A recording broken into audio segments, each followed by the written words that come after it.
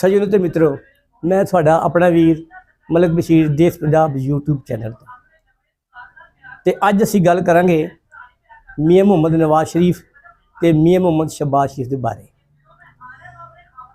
जदों मियाँ साहब पहली दफ़ा वज़ीर आला पंजाब बने तो इंडिया के दौरे पर गए तो उत्थे सिख प्रधान सी पंजाब का, तो उन्होंने गल्लां बातां होईयां ते उन्हें पुछया कि मियाँ साहब तुसी कित्थों दे हो, तो उन्होंने दस्या मियाँ साहब ने कि असी जाती उमर दे हाँ।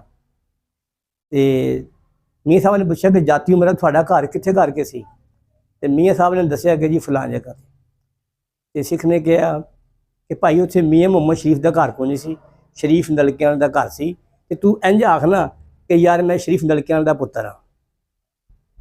तो अगले दिन पंजाबी दे खबरां अखबार दे विच ये खबर छपी तो सारे लोगों ने पढ़ी। हुण तुसी मियाँ नवाज शरीफ ते मियाँ शहबाज शरीफ दोवां दियां गल्लां सुनो तो तुहानूं पता लगेगा कि इहदे विच की हकीकत आ। देखो ना जरा, आ तुसी एक थोड़ा जिहा क्लिप देखो। अरबों रुपए का कारोबार था मेरे वालिद साहब का। मुझे इसके ऊपर बाइस फख्र है कि मेरे वालिद का ताल्लुक एक गरीब किसान के घराने से था।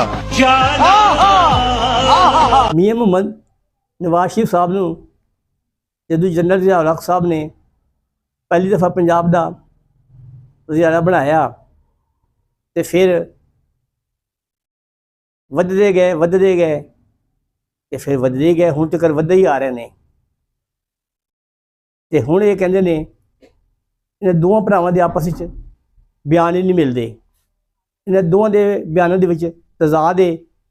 एक कह रहा कि मेरा बाप एक मजदूर सी, दूसरा कह रहा कि मेरा बाप बिजनेसमैन सी। हुण फैसला तुसीं आप करना वा, गुस्सा नहीं करना।